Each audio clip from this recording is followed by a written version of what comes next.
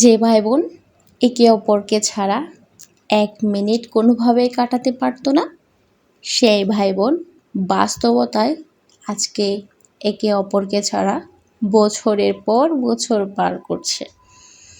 আসসালামু আলাইকুম। আমি কোথাও যাওয়ার আগে আমার দেখেন ঘরের অবস্থা, মানে আমি সব কিছু একদম এলোমেলো রেখে তারপরে চলে যাই। মানে আমি যখন রেডি হই তখন আসলে এত জামা এত হেজাব থাকার পরও, এত ব্যাগ থাকার পর মানে কোনটা পরবো কোনটা নিব, মানে এটা খুব দ্বিধাদ্বন্দ্বের মধ্যে থাকি। এই যে চলে যাচ্ছি বোনের বাড়িতে, মানে চিন্তা করা যায় যে ভাই বোন সবসময় একসাথে মায়ের আঁচলের নিচে থাকতাম, সে ভাই বোন এখন কত দূর দূরান্তে থাকি। সো বোনের বাড়িতে যাব, খালি হাতে কি যাওয়া যায় বলেন তো? 2 বস্তায় করে মা অনেক কিছু নিয়ে নিল। তারপর যেহেতু কোরবান আসছে, আমাদের 5 বোনকে আমার মায়ে সবসময় চাউলের গুঁড়ি দেয়, তো সেটা আমরা কখনো করি না। তো বড় আপুর জন্য মা নিয়ে নিল। তারপরে কি লাগবে না লাগবে খুঁজে খুঁজে অনেক কিছু নিল। হয়তো বা মেয়ের বাড়িতে বেশি একটা যাওয়া হয় না, তাই মেয়ের পছন্দের খাবারগুলা, মায়ের হাতে রান্না করা সব কিছুই নিয়ে নিল মেয়ের জন্য। আসলে এই জন্য বলা হয় মায়ের কখনো তুলনা হয় না। আর এই যে দেখেন চলে আসলাম আপুর বাড়ি, আর আপু সকালবেলা বুট ভাজি করছে। আমার পছন্দ, অনেক বেশি পছন্দ করি ঝাল ঝাল করে বুট করলে, তা আমার জন্য রাখলো।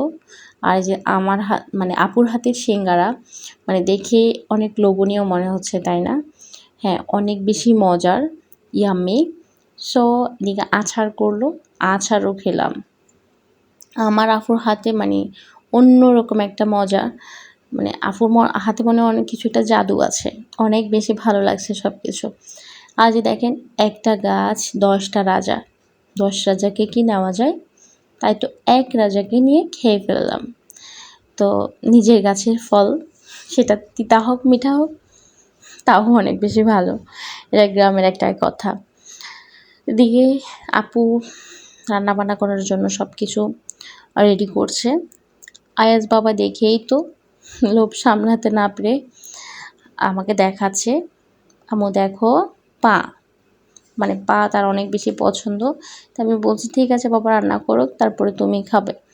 আর দেখেন আমার আপুর মানে মাশাআল্লাহ মাথায় অনেক বেশি বুদ্ধি।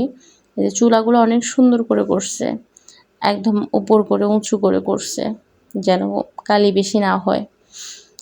তো এই যে দেখেন এখানে মরিচ গাছটার অনেকগুলো মরিচ ধরছে, ভালো লাগলো তাই আপনাদের সাথে শেয়ার করলাম। আর পুচকি পাচকিদের কয়েকটা ছবি তুলে নিলাম। কি যে ফোজ দেয়, আর আমরা ছোট থাকতে ফোজ কি সেটাই বুঝতাম না। যাই হোক বন্ধুরা, আজকের ভিডিওটা কেমন হয়েছে অবশ্যই বলবেন। আজকের মতো এখানে শেষ করছি।